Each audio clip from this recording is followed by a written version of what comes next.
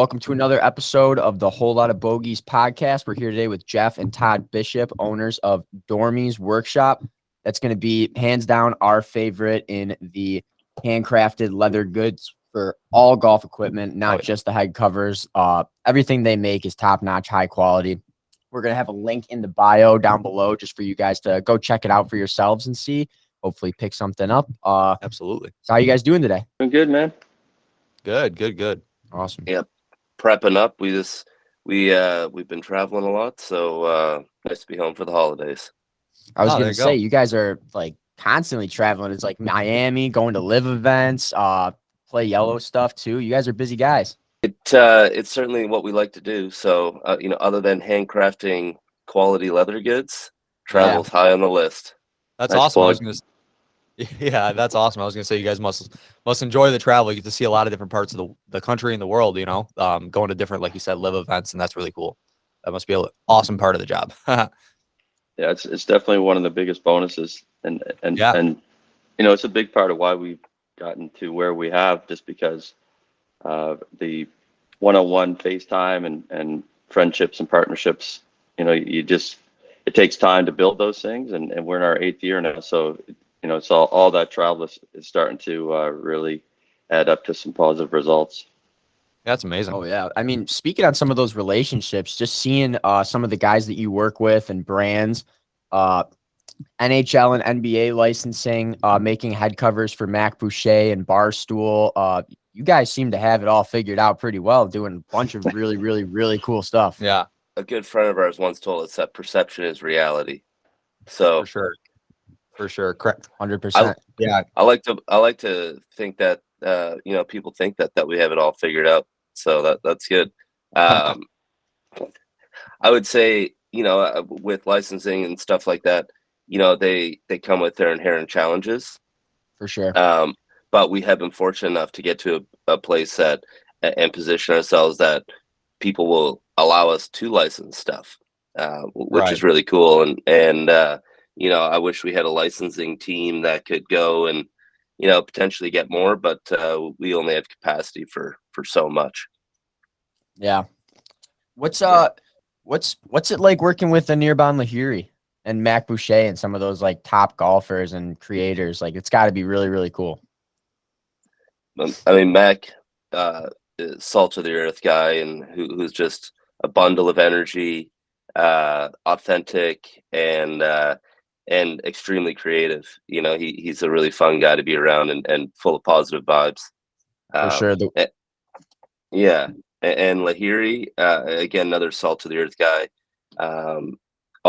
has always taken the time to come over, say hi, get in, ask questions, find out what we're about, what we can create, and how we can grow a partnership. So super cool experiences on both sides. Yeah, for sure. And I mean, Anirban's a hell of a golfer. Was it last year at the Players Championship when he gave Cam Smith a real good run for his money? That was one to watch. Oh, 100%. Sure. I mean, seeing those two guys duke it out was nuts. I mean, at one point, Anirban had a hefty lead too. I remember it was a good event.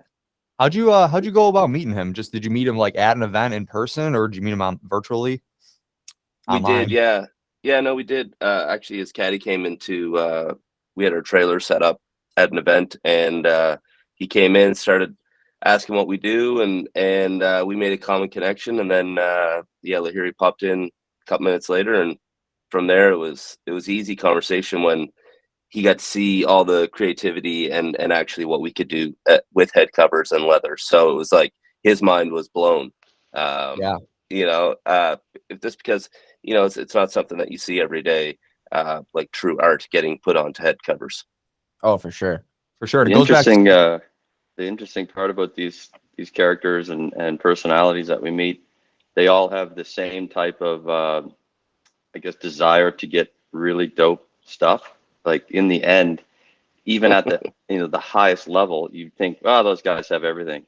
But when they see something that really they know, oh man, I can customize this, and I can put a turbojet engine on the back of my head cover or wherever the heck they're into.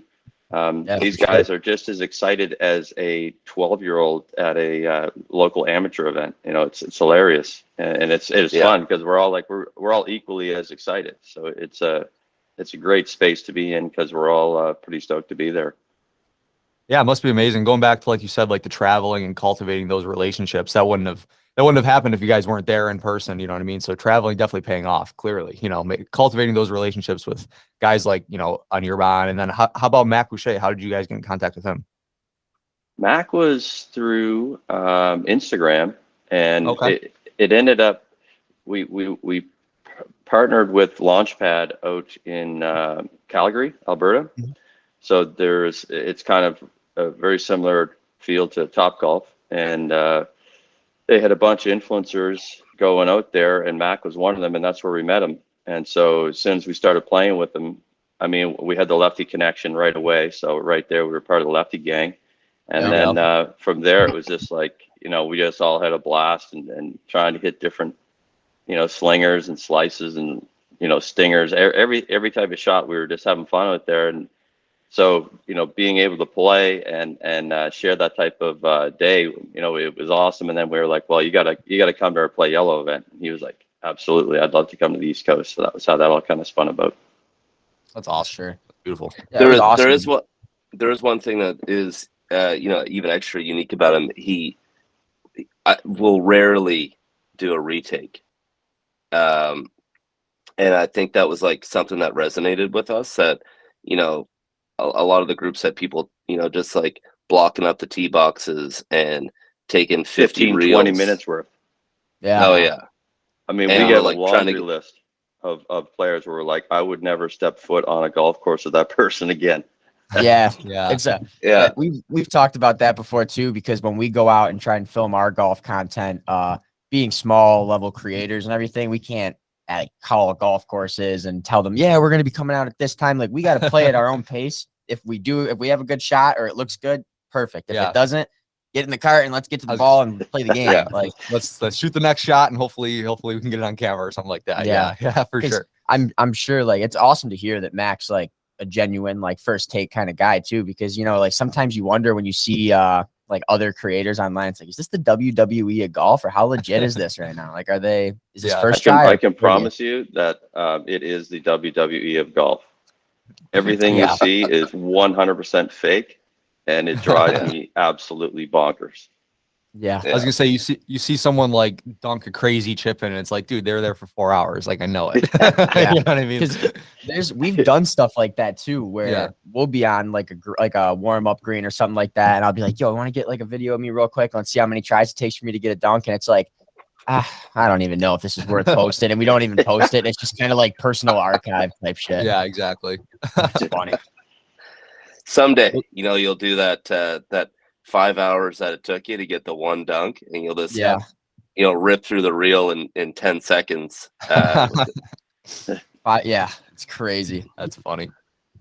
All right. So one thing I wanted to hit on too, that I saw that you guys did that I've never seen before from any golf company at all, the two different styles of the blade head cover for the putters, and the one being like a thinner, more malleable cover that you can kind of like drop the head of your putter onto and pick it up, so you don't have to bend down to grab it when you're on the green.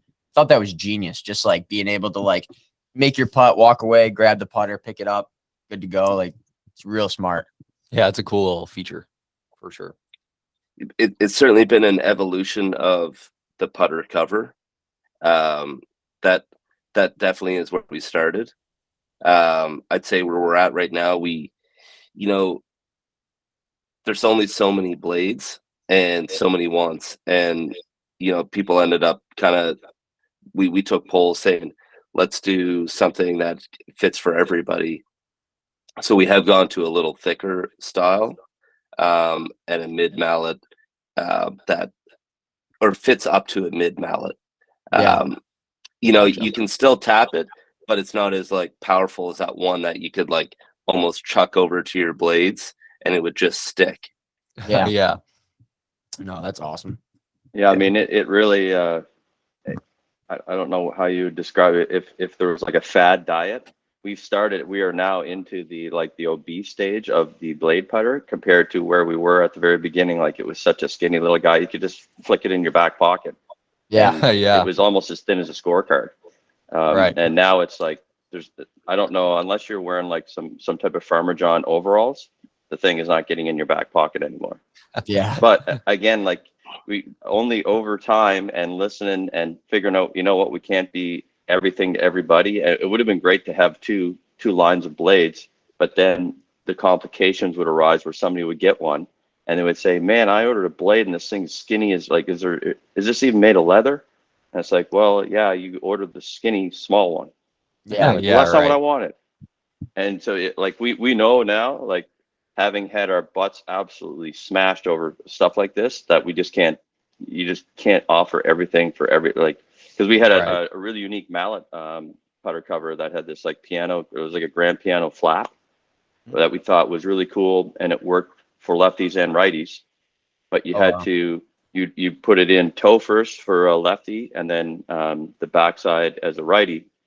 Well, people were getting these things and they couldn't figure out that if you're a lefty, you put the toe in, because we didn't have the direction. So it was just like, that created more havoc than we had ever imagined too. Oh yeah. Sometimes it's crazy, like what the actual market itself, like how they retain a product or how they respond to it. Like that reminds me of, you ever heard the old story about when, I think it was like Burger King or something, made a 1/3 pound patty to compete with the 1/4 pounder, and nobody bought it because they all thought it was smaller than the 1/4 pounder because 3 is smaller than 4. I was just doing the math in my head. I was like, wow, they made a mini. Yeah, it's just crazy sometimes how people retain the like products and what gets put out. But I mean, that's what's cool about marketing and all that stuff is, I mean, you learn as you live and as you make stuff and do different projects, which is cool. Yeah, definitely. Definitely. And traveling in person, you get to demonstrate the product. I would assume, like you said, like the toe in first for the lefty, just shipping it to someone, they might not get it right away. They probably DM'd you and say, hey, what the heck, man, this is a righty putter and whatever. So that's funny. Yeah. I can tell you, we were at Wilshire Country Club and we had a caddy and we had one of the piano style closures, and it took him 15 holes to finally figure it out. And we were telling him, yeah, oh yeah, it was hilarious. And we're like, no, he's like, I can't get this thing in. We're like, toe first, just toe first. That's so funny. Because he was probably sitting there like, dude, I gotta figure this out. I got 3 holes left. Like, I can't give them the putter and the cover separately. Like, Yeah, it's not a good look for him. Yeah. But No, you guys are bagging your own putters that day. that's right. That's funny. So who's the best at golf amongst the brothers? Who's got the lowest handicap? We're kind of floating around pretty even right now. Okay. It's kind of a day-to-day thing. Definitely day-to-day. We don't know. Yeah, we don't know who has the most cash in wins. We've never tracking, but maybe that's a good idea. Maybe we should do an online tracker. Yeah, that'd be sweet. That would be really cool. That'd be sweet. Matches, plays, skins, everything. Yeah. Even like keep track on your Instagram when you guys play a casual round. You can just throw it up on the story or something like, Jeff won today. Yeah, that'd be sweet. This will put all that to rest. Absolutely. People won't have to ask anymore. Yeah, dude. Yeah, I was gonna say the one thing is, I mean, growing up, you guys probably played a ton of golf. I'm sure it flipped back and forth. Like, I mean, we always say like we're pretty much dead even. It's anybody's game, and I mean, you could be up 4 strokes, and then a cataclysmic collapse could come for either of us. 100%. You never know what's gonna happen. It's funny. Yeah, we're definitely the same way. It's whoever has their day. Yeah, for sure. I like that word. I think that's the stage I'm in right now. Is cataclysmic. Oh yeah, my putting. That's where my putting's at right now. Yeah, I am getting a new putter though. Oh, what are we looking at? These have you seen the Lab Golf? LAB? I can't say if I have or not. I'm pretty sure it stands for lie angle balance. That's right, Todd, isn't it? I think so. Yeah. You should check them out. There were definitely, there's a lot of players on the Live Tour that are using these things. Tons of guys on the PGA Tour that are using them. And then I'm excited to get it. It's a unique, it gives you like seemingly is a forward press without it actually being a forward press. Huh. Yeah. That was one of the highlights of it, and I probably butchered that for them. So, well, imagine if you used to just abuse your putter and you smash it against your bag all the time. That's how it looks when you buy it. Oh wow. It's a little like the shaft is like this. Yeah. Yeah, so you can kind of just hold it exactly where your arms would kind of fall naturally, and it's already committing to that forward press for you. That's right. They engineered the shaft to go differently into the grip. So now the only thing you can do is actually smash your bag and bring it, and then it may actually bring it back to square. So I don't know. Yeah, back to normal, back to straight. Yeah, that could be a problem. Yeah, you should check them out. Yeah, we're gonna have to. Going to. That's sweet. Yeah. We just recently we're testing a putter for this one company, Logical One, and it was their center shafted mid mallet style putter, and that was our first time either of us using mid mallets because we grew up playing blades, whether it was in junior league back in the day or just casual play growing up. It was always a blade putter. That's what Tiger used. That's what everybody wanted to use. And now finally, as we're getting a little bit older, we've progressed into the Scotty Camerons and such, and just now you guys into your high teens? Both of us are 23 actually. 23, yeah. Okay. Yeah. I like how you say how you're getting older. Yeah, you know, we're feeling a little older at least. For sure. No, definitely still spry. Looks like they're drinking Tim Hortons there. Yeah, is that a Timmy's cup? Only. Whoa. Did you import that? No, we have like a Starbucks or a Tim Hortons on every single corner up here in Buffalo. Like it's harder to not find a Tim Hortons than it is to Wow. Or it's harder to not find one than it is to find one. Yeah. Sure. Right. Okay.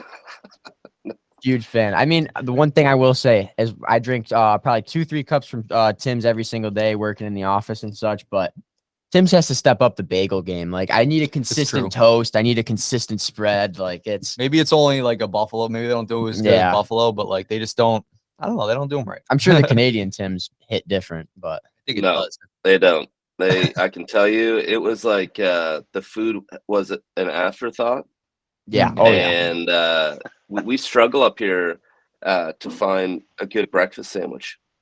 And then you're left with forcing yourself to have to get Tim sometimes. You're like, God, if I have to have one more of these, just one more, that's the end. Yeah, I worked in construction for like 3.5 years before working the job now, and it was like, every day you wake up, you go get your large coffee and the 2 for $6 breakfast sandwich, and like towards the end of the week, you're like, man, I don't even know if I'm supposed to have this many eggs. Like it's just a lot. No, I just do muffins and Timbits. I don't even mess with their sandwiches.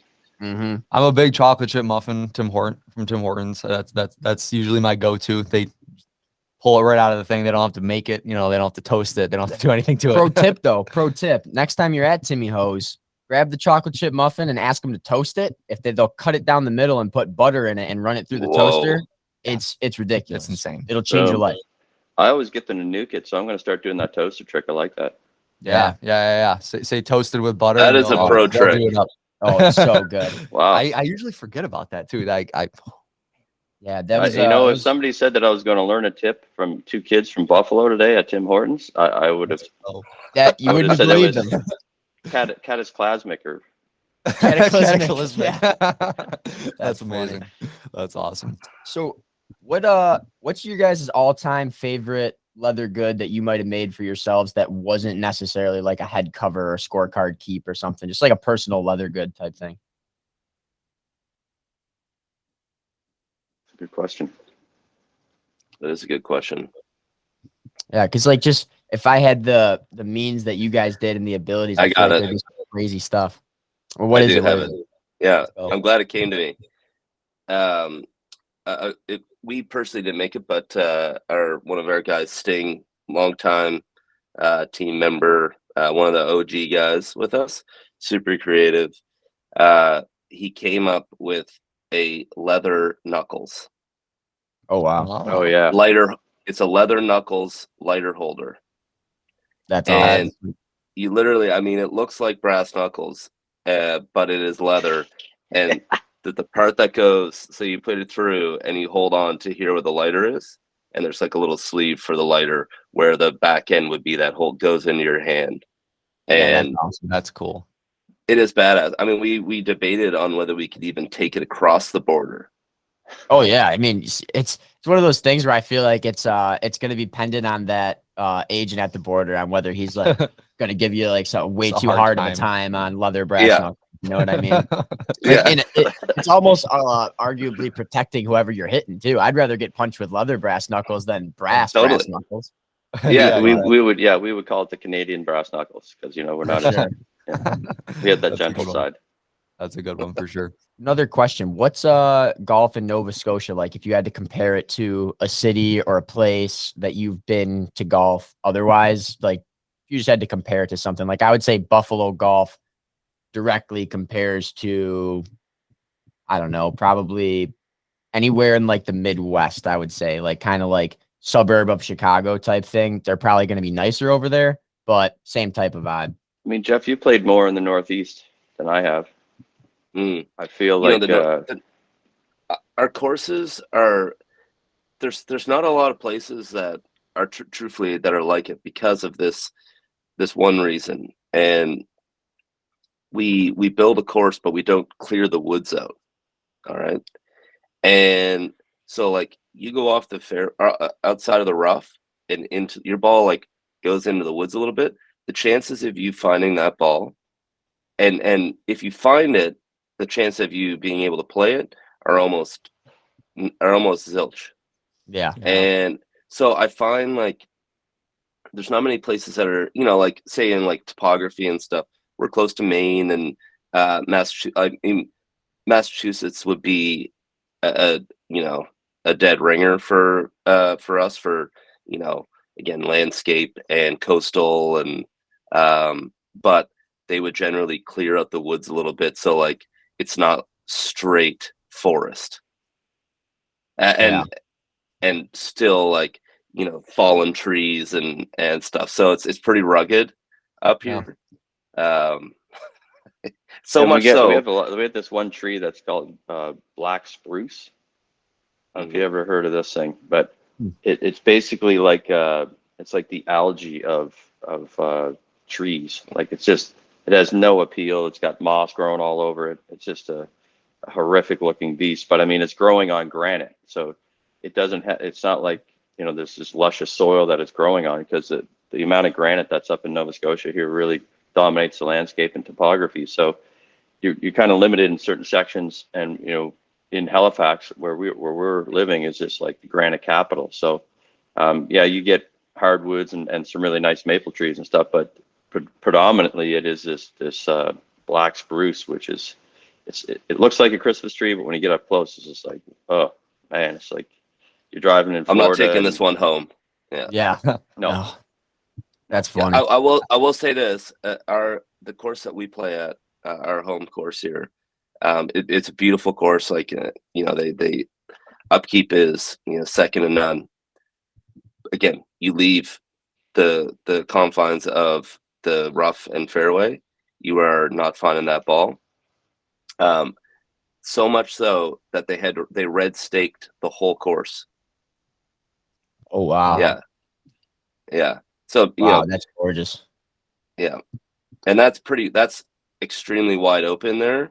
That's a par 3. Like most of the par 4s don't have a fairway that wide. So they just red staked the whole thing. Wow. Just a lot of out of bounds. Yeah. Exactly. No out of bounds. Or it's all red stake. All red stake. Wow, it's crazy. I was gonna say that you just showed us a beautiful view. You were saying it's like they kind of just cut it out of the forest. They must come up with some pretty beautiful like you can look down the hole like on the tee box. They must look pretty beautiful. I'm not gonna lie. Like you were saying, the trees kind of like don't have the best appeal or whatever when you get up close, but when you're looking down the hole, that's got to look awesome. And you just showed us a little bit of that there. Yeah, I mean, I know the first time I saw the drone footage of the course that we played here, it's called the Links of Brunello. It is a stunning, just with like I say, it's cut out of the trees, lots of hills, lots of drops and dips and curves, and there's rock outcroppings and beautiful white sand bunkers. Like it, to the eye, you're just looking at it and it is gorgeous. It is gorgeous, but it's just a very challenging course to play because of all the humps and the slopes. and it's a fast course. Like it's all bent grass, tees, greens, fairways. So I mean, some of these guys downwind are hitting it 350. I know there's a kid here that plays. His name's Mark. He's a surfer. He hit one. It was 400 yards, and I mean, it's. I saw it with my own eyes, now granted, it was one of those elevated tees, and it had a little downwind. But he cleared. It was on number 3. Jeff cleared all the stuff on the right, then caught the power slot, and then just kept on rolling. And he had I think he hit a pitching wedge or a 9-iron in. And wow. I mean, we usually hit a 2-iron off, and it's just a 3-shot hole guaranteed. I don't even mess with driver anymore. Mm-hmm. No. So it's really fun. Like there's a lot of risk reward shots, but you usually just get pounded when you do the risk reward here. Yeah, for sure. You gotta love though taking a tee shot when like all the conditions are like prime. Like, all right, we're a little bit downhill. It's a hot summer day. Might get some roll winds at my back. Like we played arguably the shittiest golf course we've ever played. There was like a couple of the holes didn't even have tee boxes. Like I was like, where are we even supposed to fucking tee off? And we're playing, and I'm like, we're on the last hole, and I was just getting angry. So I just like swung as hard as I could at this ball. And I think it went like still not that crazy because there's guys who are hitting this number like 346 on a level flat ground. But I mean, putting all 155 pounds behind that, like, that was pretty impressive to me. I was like, damn, okay. All right. Yeah. It is always fun or like a little more exciting when you know the conditions are prime. You're looking down, it's a little elevated, it's hot, it's the ball is going to travel. It's always like a little extra something there, when the potential is there for sure. Another question for you guys. What's in the bag right now? What clubs are you guys playing? What's your favorite club? Old trusty club, something like that, you know what I mean? I'm playing Cleveland Strixon. So I've got the 7s in mind for irons, and then they got the blacked out wedges. They got that little slot in the back. I guess it's supposed to give you a little more forgiveness. Yeah, and it's all the way through. Those Cleveland Zip Core wedges that they came out with too, like it's like duff less chips, make better contact, all that. I mean, I love Cleveland wedges because even a lot of people don't know the Mac Daddy line through Callaway.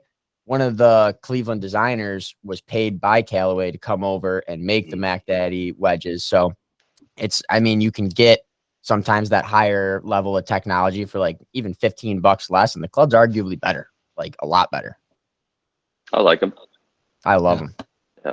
Big I get TaylorMade the P770s irons, and then I got same TaylorMade woods. I got the carbon wood driver there, and then wedges, same thing. And then I toggle between 2 putters right now. So while I'm waiting for my lab to come in to really see if that takes my game to the next level, I have a Toulon Las Vegas. Yep. And then I have a Crew custom that they did for us. So that's my Tiger blade. Nice. Yeah. No, it has a leather grip, custom copper finish with like all this cream fill in the back that we had sent them along this artwork that we did for this thing called the Player's Ruin. So they nice. did that on the back. Yeah, it's badass putter. Yeah, that's awesome.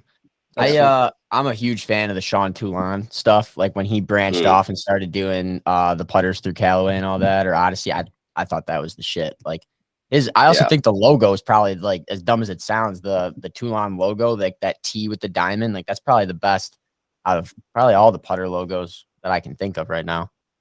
It's pretty good. Yeah, I'm a fan of those for sure. Really nice putters. Yeah, really nice putters. One thing I wanted to hit on, you guys make all these cool custom head covers and stuff. Do you interchange which ones you guys use in your personal bags? You guys must be pretty dripped out, as we say, as far as custom head covers and stuff goes. Do you change them out all the time? Do you stick with the same ones? I mean, the drippage is partially because all mine have to do with liquor bottles and beer cans. Okay. So they literally are almost in a liquid state full time. Nice. But you usually just pick my favorite brands and put those on there just to show some thanks to them. I haven't really done any like hardcore personal ones like with my son's name on them. I have that on my putter, but Yeah, we definitely switch them out for sure over the season. Nice. Oh, yeah, awesome. And I know for myself, it's like a classic, probably owner scenario where you're the last one to get stuff for yourself. I have tons of covers, but actually, this is a cool one. Was this sitting there? Oh yeah, the Vegas one. There's your Toulon. Yeah, awesome. Toulon. Yeah, so not as nice as a Dormie one, but it's pretty cool. Pretty cool. No. Oh, it is Dormie. Oh, it is Dormie. I was gonna say, I didn't even realize. Dude, yeah. You guys I didn't even know you guys made anything for Toulon. That's fucking awesome. It was for Sean Toulon, so that we did that for him. We did 3 colorways, and so I got I added one in. Dude, you got it. That's awesome. I didn't even realize that. That's so cool. There is a lot of one-off things that are going under the radar, and I miss half of it. Again, like Jeff said, there's so much stuff going on. We're either on the road, and then I'll see a photograph. I'm like, what? Where did this one and how and why? And then the guys are like, oh yeah, look at that. You guys know these guys? Yeah, you know these guys. Yep, that Sincor was it? Or how do you pronounce it? Sincoro. So it's Michael Jordan's tequila. Yeah, that's what's his golf course called? The ridiculously expensive Grove 23, maybe. That's it. Yeah, I've seen. I think they have like plenty of that's like that company, like his tequila. Like you can see tons and tons of bottles behind the bar there for that. It's ridiculous, and it's not a cheap tequila by any means either. No, really good. We had a staff party on Friday, and I was like, listen, guys, when you come up to get your first drink, we're just gonna give you a tequila in a little bit of ice. No mixer, and just try it. And I know tequila has a bad rap, or it has for a long time. And we went through 6 bottles of Sincoro. Wow. Yeah, that's amazing. I was looking for leftovers, man. They're all gone. There's a half a bottle of rum gone, a half a bottle or 3 drinks of vodka, and then it was just all tequila. So Christmas just happened. You guys having a New Year's party in maybe a couple weeks? We'll swing by. That's sweet. That's awesome. Yeah. You definitely got to take care of your people. Having a cool, good boss is like, it's huge. Having worked for like tons of different companies, like I actually work for his dad now, and just like having like a cool dude to work for that like you can trust, it's huge. Yeah, definitely. Massive. Yeah, definitely. Knowing they're looking out for you type shit. Exactly. So you guys were. Go ahead. Sorry. I was just going to say, certainly we don't have any staff and team members here to validate that. However, we're okay to work for, I think. For sure. We adopted that philosophy, train them so they can leave and treat them like so they won't. Yeah. Yeah. That's 100%. Awesome. Love it. Yeah. Love it for sure. Definitely. One thing I did want to touch on was I played baseball for a long time, and I saw some of the head covers that you guys made where you repurposed old gloves. That was probably one of the coolest things I've ever seen. Like, cause I've seen some things where it's like the leather from different baseball gloves or whatever, but it literally looks it looks like the baseball glove. You know what I mean? Like, one specifically, you made it out of an all-star catcher's glove, and that's like the glove. I don't know if you guys know, for catchers in baseball. And I just wanted to point that out, that was amazing. And I would love to maybe eventually send you one of my old gloves or like something like that. That would be so cool, or like something like that. It has definitely been something that got us on the radar a few years ago, at least in the baseball, stratosphere. Yeah. And we do have something new that's coming out in January. Ooh. And it is related to that. That's all I'm going to say. But it's going to be released at the Orlando show. Nice. Oh, awesome. Yeah, I feel like baseball related. Are you talking about the Orlando PGA? Yeah, I was looking at that. Can you go to that as without getting like media pass type thing or being a vendor, or do you have to be in the field like a pro or a vendor to go to something like that? They do sell tickets, but they are like they price them so astronomically high that nobody actually buys them. So you really do need somebody to either flip you a badge, or if you guys, like you say, because you've got your podcast, stuff like that, you might be able to get a media badge. Yeah. So that would be your most direct way. And but otherwise you got to find somebody that would have some extra passes. Yeah, for sure. We're gonna have to look into into that for sure. Yeah, that's sweet. Cool to go network down there, meet some people, show face. Oh, it's the best. Yeah, I would highly recommend that for you guys. Oh, 100%. Yeah, I just wanted to point out, I feel like ex-baseball players like myself this is what we do. We stop playing baseball, we golf, you know what I mean? So hitting on that market is definitely super important. And I just wanted to hit on that. Definitely. Yeah, we got a bunch of baseball players using our stuff. We played with John Jay. I don't know if you know. Yeah, he was in that Miami event that we went to. It was for the Big Brothers and Big Sisters of Miami, and DJ Irie was his foundation. So all the money raised there was going to that charity. And John Jay is one of his buddies, and we spent the day playing with him. And you want to talk about a quality guy? We had such a blast with that guy, and he loves golf. He's starting to get a little more hooked too. Yeah, that's amazing. That's so cool. For sure. Yeah. One other thing that got to make sure we hit on, the actual word Dormie itself. Is that what made you guys like want to go with Dormie? Because I'm assuming it's off of the like original historic meaning of the word in golf, in a sense, with like the thought of what was it? I wrote it down. It's derived from French Latin for dormir, meaning to sleep, suggesting that a player is dormi, meaning they can literally go to sleep without fear of losing a match. Was that the thought process when naming the company? Yep. Yeah, that's awesome. That's cool. And we'll tie it back to, so we're from Nova Scotia, and Nova Scotia means New Scotland. Mm-hmm. So we wanted to tie it back to Scotland. And we love match play, so we looked at match play terms that we love, and we love Dormie. Mm-hmm. And then we did go look at the same thing, that it did derive from the French word to sleep. It was interesting that you said that it was yourself who was able to sleep better because you have no fear of losing. I always looked at it, I'm putting you to sleep. Like, I'm putting you on ice, so you go over in the corner and you can sleep now because the game is over. Yeah, there's no point in playing. Yeah, I'm here, so you might as well not play. Yeah, I like that. Yeah, I like that. It's cool. There's a little deeper meaning. You know what I mean? It's always nice when you can, someone might see the word Dormie and say, "Oh, it's just good company, company name," but there's a good story behind it too. Yeah, but we kind of say if you have Dormie on your side, you can't lose. So there you go. Love it, 100%. One last little final topic to hit on before we get out of here, without getting too political in the golf sense. What's like your general idea on this whole Live PGA thing kind of going on and taking over the golf world right now? It's super easy for us, and that is from a company perspective. Like, we just want to make the best products for the best players, which include all tours, from juniors straight up to professionals, and for the best golf clubs in the world.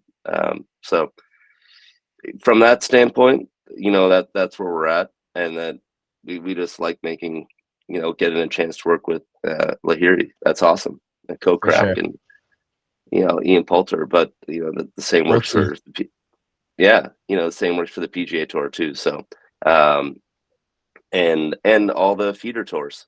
We got guys on Corn Ferry, and we have guys over playing in Europe and mess around on the Latin Tour, and then down to granular level of working their way down to the NCAA, the Moonlight Tour down in Florida.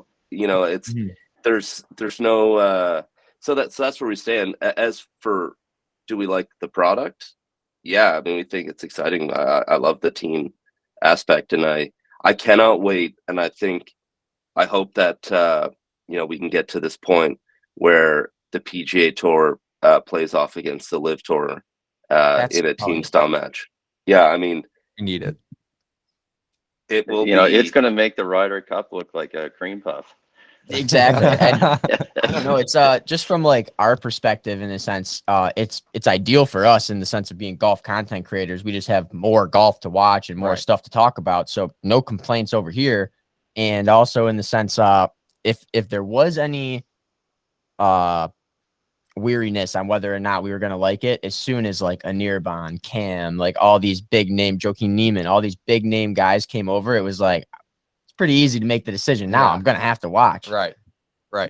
Yeah. I've always, we were working with a lot of these guys beforehand. So it's like, well, what are we actually going to say? Yeah, well, we're done. Like, it just doesn't work. We're too small to even do that anyway. Yeah. I was gonna say, I've always had the stance where it's like, I love watching golf. This makes watching golf better, and I have more golf to watch. So I can't complain. Can't complain at all.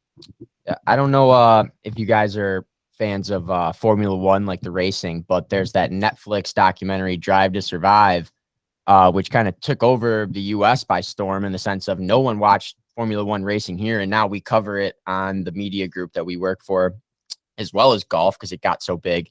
But that Netflix documentary specifically, or docuseries, now they're making the PGA or pro golf version with all the live drama and such. And I feel like that's going to do numbers, like record-breaking numbers, because there couldn't have been a better year to do a golf documentary series. Exactly. There just couldn't have been. No, I mean, if you transpose that model onto F1 and imagine like Canada started up F2, or let's call it F72, where we're only going to do 72 laps. And we're going to pay everybody a gazillion dollars. Like, how great would the Netflix show be? Like, it's going to create all the drama that you could ever dream of. And that's what happened. Like, the producers must be just licking their chops at this. Oh, yeah. Oh, yeah. They took the scripts and they ripped them up and said, we don't need them. Don't need them. That's too funny. Yeah. Great. Yeah, that's definitely going to help. I mean, like, going back to F1 for just a second, like, it propelled the sport, you know what I mean, especially in America. And I feel like the docuseries for golf is going to do the same thing. You know what I mean? Sure. It's definitely going to put golf in the forefront because it's going to be on people's Netflix homepage. You know what I mean? They're going to click on it even if they don't watch golf. So I'm definitely excited for that. Yeah, and even as dumb as, like, I mean, I could never probably pay, like, my girlfriend enjoys coming out and golfing with me and going to the range and putting and all that stuff, but I probably couldn't pay her enough money to sit down and watch a full 18-hole event for 4 or 5 hours with me. But I know she's going to eat up the drama on the Netflix show, and then it's just something else to watch, So very excited for that. It helps you get attached. What the F1, what that docuseries did was allow you to get attached to the players. Oh, yeah. You get to see their personality and the inner workings and how they're really treated and how owners view and how the team captains view each other, and then what they are like as teammates. That's what I really like to see. Yeah. The teammate stuff. Yeah. So, like where, I mean, again, if we went to the live side here and they had these teams, they're actually all playing as a team, and it does matter. Where that in the F1, it was so toxic. These team environments are just, it's all based on who's actually winning. The guy who's coming in 4th or 5th, but helping with points. That's for the rest. Who cares? Yeah. Yeah. Exactly. It's nuts. Yeah. Yeah. Sure. I'm just definitely excited to get that. I think that Netflix docuseries premieres in the end of January, but don't quote me. I know it's 2023 was the release year they were setting for. And if you look at the time frame of like when the F1 seasons get released to when the season actually stops, it should be like end of January. We should get it. So also something else that we could probably talk about on the podcast, which would be cool. Just kind of reviewing what's going on. For sure. Yeah. We talked about this a lot too, where, Monahan came in and he had started his job and then bam, COVID hit. And, that was a real shocker. And it's like, what do you do when a worldwide pandemic hits, and then you just get through seemingly the pandemic and then boom, live tour. Yeah. Right. And It's like you can't even script the stuff when Greg Norman is like the face of the Live Tour. Too. Yeah. It's like it's just too good. Like Yeah. people already like have their indifferences with Jay Monahan and all that, but Greg Norman is such a polarizing figure that it's like you just can't write this stuff. You can't make it up. You just can't make this stuff up. Which if you kind of looked at it all, it's like all it's really doing on a world scale is bringing more attention to the PGA Tour. You know, 100%. No publicity is bad publicity. So. Exactly. Although some of those headshots that the Golf Digest find of Greg Norman with his face all contorted, he almost looks like an Apple doll. Like I don't know how they get him at his absolute worst moment of his face. Like he kind of like. Yeah, it's like I don't know what he's looking at. Yeah, it reminds me of Gary Busey. No, I just realized that Greg Norman kind of looks like he could be like Gary Busey's cousin or something. Could be. That's funny. That's funny. Yeah. I think we're probably gonna wrap this up. Yeah, we went way longer than we thought because I mean, great conversation. It's very easy to talk. So yeah, we thank you for coming on. We appreciate it. Really appreciate your time for sure. Yeah, and before you go, what's the 5 city? That's a Buffalo thing. Yeah, it comes from Buffalo being like the nickel city, and then nickel city being the company that we work for at our 9 to 5, and being a spinoff of that. We were like, 5 city, nickel city. 5 cities like our media company. Yeah. Cool. 9 to 5, man. You guys are pushing right now. Hopefully, work is close. Oh, we're actually at the office right now, which makes it easy. So we're here. We're all good. Just gotta walk around the corner and go into the office. And and because of our close ties with tequila, I know that the Mexican translation would be Cinco City. So just in case you want to do the Spanish version. Maybe that's the next one, guys. Cinco City. That'd be sweet. We need it that for would be sure. Sweet. That's awesome. Good call, Todd. I like it. I like it a lot. For sure. But really, guys, thanks for coming on. We appreciate being able to chop it up and just talk golf and even just talk random. We talked about a wide variety of shit. I'm sure everybody will get a kick out of it. So definitely. Yeah. We're down, fellas. Awesome. Thanks, guys. Hopefully we'll see you down in Orlando. Yeah, I was going to say, if you guys are ever in the Buffalo area, give us a call. We'll get you to a Bills game and get some chicken wings in you. So definitely. For sure. Perfect. All right, guys. Thanks again. Really appreciate it. Thank you. All right. Thanks, boys. See you guys.